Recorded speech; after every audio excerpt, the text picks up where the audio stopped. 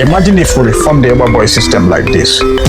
Apprentices go through structured training, business management, digital literacy, ethics, and then the masters collaborate with banks and investors to formalize settlement.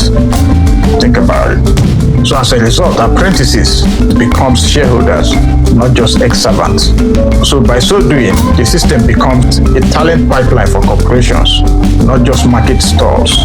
That is how you turn tradition into transformation. And that is how we go from traders to tycoons.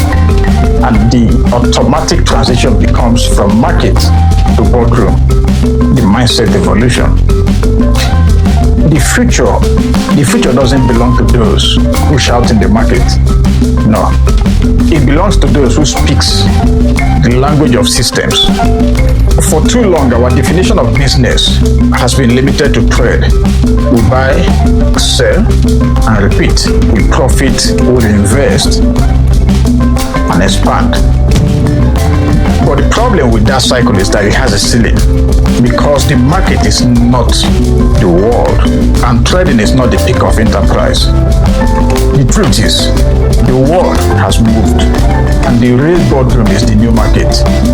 So if we must remain relevant, the Igbo man must evolve from the market mindset to the boardroom mentality.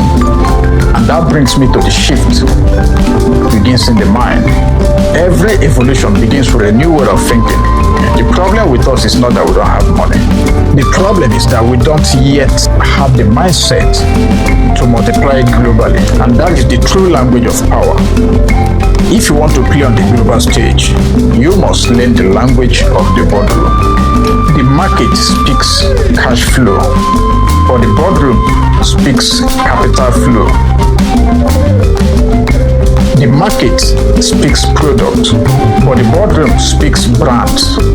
The market speaks transactions, but the boardroom speaks strategy.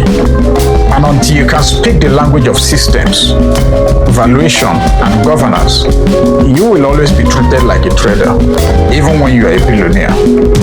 And that is simply because the world doesn't rank hustle, it ranks structure.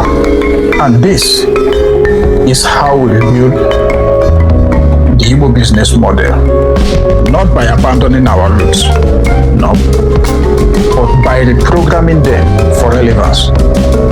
Because as it stands today, Igbos are not businessmen. Not yet. So get this book, read it, debate it, because this is not just about business, it's about becoming builders. Again.